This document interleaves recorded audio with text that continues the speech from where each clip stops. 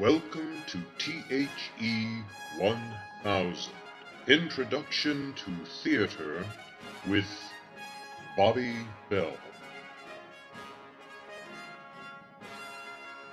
The Renaissance.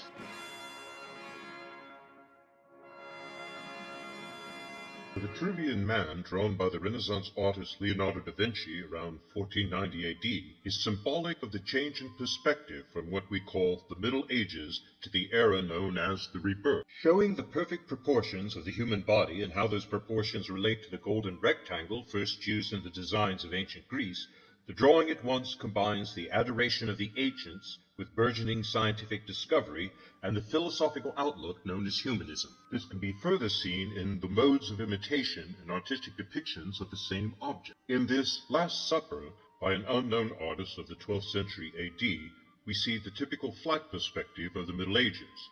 This art is symbolic and meant to represent the importance of objects according to status. The figure of Christ is proportionately larger than all of the other people in the painting. It is a God's eye view of the world. In Leonardo da Vinci's The Last Supper, painted between the years 1494 and 1498 AD, the use of perspective is radically different.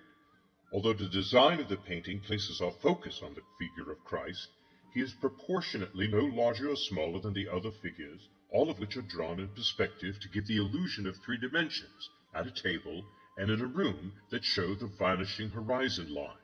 It is a human's eye view of the world. The new perspective is seen in the Teatro Olimpico, a theater in Vicenza, Italy, designed by the Italian Renaissance architect Andrea Palladio and constructed between the years 1580 and 1585 AD.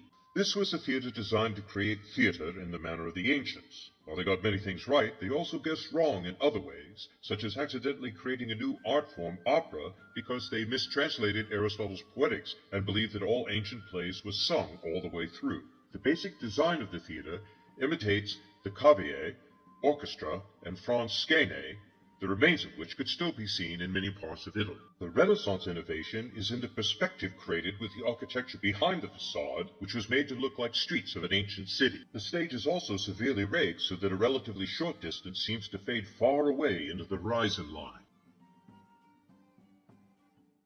This is where the theatrical terms of upstage and downstage come from. When the Renaissance actor walked away from the audience, he was literally walking uphill. When he walked towards the audience, he was literally coming downstage, and if not careful, might spill into the orchestra. The painted wings and backdrops of the Renaissance theater on the continent of Europe made use of the newly found perspective to create wondrous, realistic sets for plays and operas. The only thing missing to complete the illusion was a picture frame. While this was first done with curtains hung to hide the tops of wing flats and backdrops, a more permanent solution was found with the Teatro Farnese in Parma, Italy, which was built in 1618 by Giovanni Battista Arietti, in the first surviving theater to have a permanent proscenium arch.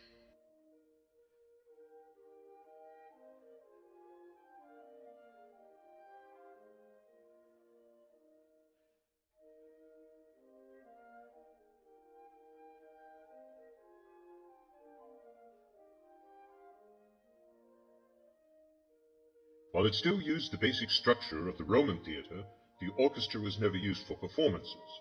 It was used for dances and other formal occasions. The drama took place behind the picture frame, the proscenium arch.